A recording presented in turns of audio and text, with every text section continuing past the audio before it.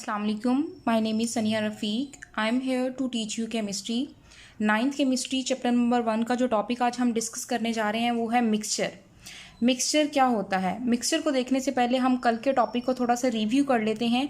कल हमने पढ़ा था कंपाउंड। कंपाउंड क्या होता है? जब दो या दो से ज़्यादा एलिमेंट्स केमिकली आपस में एक दूसरे में मिक्स होते हैं विद आ फिक्स रेशो, तो हमारे पास कंपाउंड बनता है।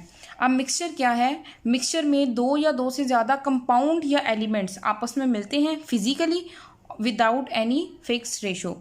जैसे एग्जांपल है सॉल्ट वाटर। जैसे पानी में हमने नमक को डिज़ोल्व करना है तो वो उसमें कोई केमिकल रिएक्शन नहीं होता, जस्ट उनकी सिंपल फिजिकली मिक्सिंग होती है, तो इस तरह से मिक्सचर बन जाता है।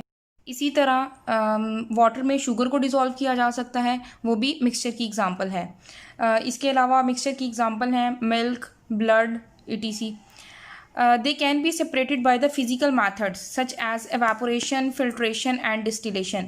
जो मिक्सचर है उनको हम फिजिकल मेथड्स के थ्रू सेपरेट कर सकते हैं। एवापोरेशन क्या होता है? एक ऐसा प्रोसेस जिसमें वाटर इवापोरेट हो जाता है। जैसे अगर हमने सॉल्ट और वाटर का मिक्सचर बनाया है तो उसमें से वाटर इवापोरेट हो जाएगा और पीछे हमारे पास सॉल्ट रह जाएगा।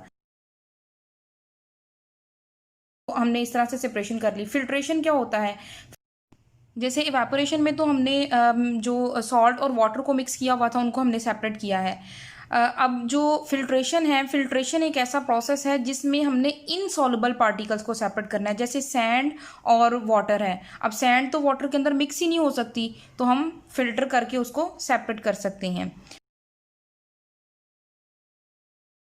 और नेक्स्ट है डिस्टिलेशन। डिस्टिलेशन एक ऐसा प्रोसेस होता है जिसमें दोनों चीज़ें आपस में मिक्स हुई हों, जैसे सॉल्ट वाटर है या दो मिक्सचर हैं। जैसे हमने अल्कोहल और वाटर को आपस में मिक्स कर दिया है तो हम दोनों लिक्विड्स को भी सेपरेट कर सकते हैं, लेकिन किसकी बेस पे? बॉइलिंग पॉइंट की बेस पे। जो अल्कोहल है उसका बॉइलिंग पॉइंट कम होता है, वो पहले वेपर्स बन के सेपरेट हो जाएगा, और बाकी वाटर का जब बॉइलिंग पॉइंट 100 है तो वो बाद में सेपरेट हो जाएगा। तो ये कुछ मेथड्स हैं जिनके थ्रू हम मिक्सचर को सेपरेट भी कर सकते हैं। There are two types of mixtures, homogeneous mixture and heterogeneous mixture.